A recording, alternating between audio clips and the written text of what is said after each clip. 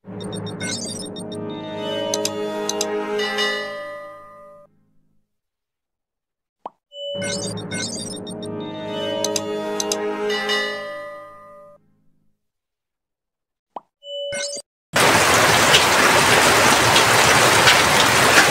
kayo guys sa YouTube channel natin. At ang topic natin ay tungkol sa nag-comment doon sa mga nauna nating video. So pagpasensyahan nyo na yung video natin ito kasi maulan. Medyo maingay. So lalakasan ko na lang yung boses ko para malinaw sa inyo yung sinasabi ko. So ito yung sabi niya. Ito yung comment niya. Sir, magkano kaya magasto sa 5 meter by 5 meter na bahay? Isang kwarto, kusina, CR, sala sa loob. Salamat, sana masagot. So ito yung comment niya.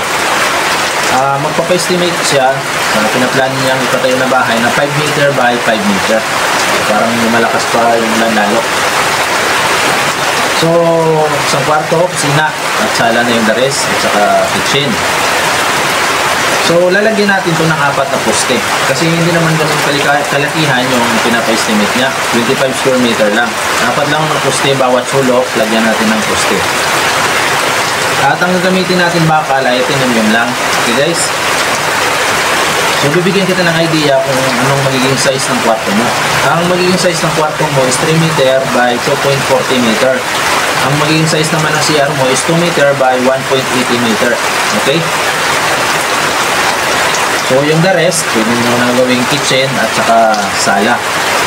So pag kinuha natin yung perimeter ng wall mo, kasama na yung sa kwarto at CR, ang magiging perimeter ng wall mo is 27.7 meter.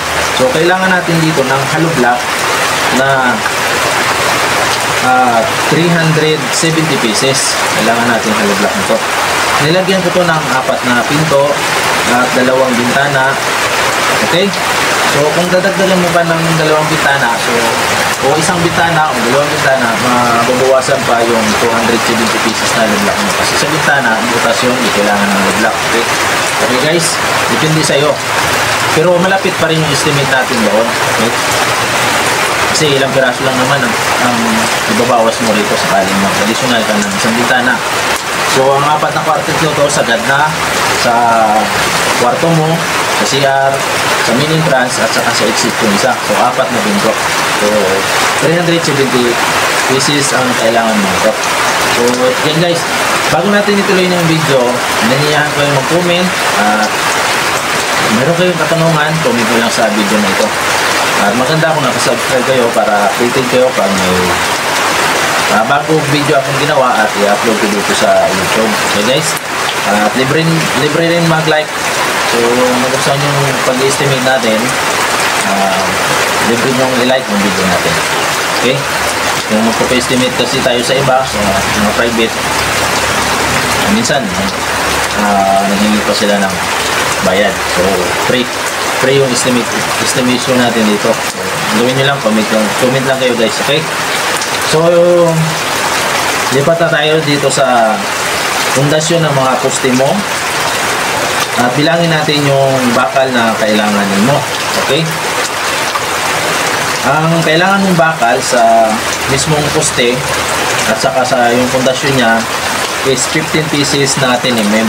10mm lang yung gagamitin natin guys. Okay?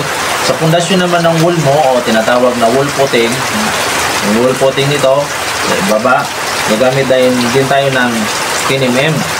So kailangan natin ng 16 pieces na 10mm. Okay? Dito na tayo sa bakal na gamitin mo sa wall mo. Ito yung kailangan natin na bakal para sa vertical natin. 9mm lang yung gagamitin natin na guys para sa mga hollow block pag nagasintada tayo. 26 pieces na 9mm. At sa horizontal naman is 18 pieces na 9mm. Lipat na tayo sa beam. Ang perimeter ng beam mo is 20 meter. So yung bibiman natin, yung bibigaan natin, yung paikot lang na wall.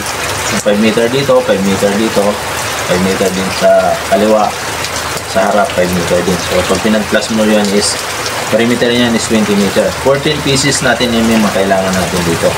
Ang rebar na gagamitin natin bilang stair up para sa mga poste, ganoon din sa mga biga, is 9mm lang. So lipat na tayo guys sa simento na kailangan natin gamitin. So 15 bag para sa wall footing, 4 na bag para sa kulong footing. Okay, para naman sa beam natin at saka sa poste, ang kailangan natin na simento is 5 plus 8 is 13 bag. 13 bag na sako ng simento para sa poste natin at saka ganun din sa biga. Ang size ng poste natin is 20 cm by 25 cm. Ganun din sa biga natin is 20 cm by 25 cm. Okay guys, yung kailangan natin ng na simento para sa pag nagasintada tayo, yung tinatawag ng mortar, is class C lang ang gagamitan natin, class C. Sa simento, 4 na buhangin. So kailangan natin ng 14 bag na simento ang kailangan natin. So ang kailangan naman natin ng buhangin is 4 cubic, ang graba natin is 5 cubic. So ito na yung summary ng pag-estimate natin. Ito total na natin lahat ng mga materials na nabanggit natin kanina. So ang hollow block natin is 370 pieces. 13 pesos yung isa nito is 4,810. 10mm natin na bakal is 45 pieces, 140 yung isa nito is 6,300. 9mm natin na bakal is 68 pieces. So 90 pesos, 6,120. Simento natin is 46 bag na simento is 225 yung isa nito, so 10,350. Ang 4 cubic natin na buhangin is 950 per cubic, so 3,800. Graba natin na 5 cubic, 1,200 per cubic, so 5,500. So ang magiging total ng materialis natin, pangunahing materialis ang in-estimate natin guys dito ha. So 36,880. So yan yung kailangan mong budget para sa bakal, simento, hollow block, buhangin at graba. So yun yung kailangan mong budget, 36,880. So hindi natin nasali dito yung mga formworks guys ha. Ang magiging budget mo dito sa mga formworks, okay, sa mga pamporma natin sa poste at saka dun sa biga is siguro mga 5,000. Idagdag nyo na lang doon sa 36,880. Ang flooring natin, ang kailangan mong budget sa flooring natin is 4,320. Okay guys, so ang gagamitin natin na bakal sa flooring natin is 9mm lang. Okay, at yung kapal ng buhos natin is 2.5 inch, 2.5 inches lang ha guys, para papasok itong budget natin na 4,320. So dadagdag muli doon sa 36,880. So i-plus nyo na lang guys. Okay, so ayan, so lahat ng nabanggit natin, yun lang ang in-estimate natin. Pangunahin lang, structure lang ha. Wala pa itong bubong, wala pang mga pinto, siyempre wala pang electrical dito, hindi pa natin nabanggit dito. So mga 40 ito, 50% pa lang ito.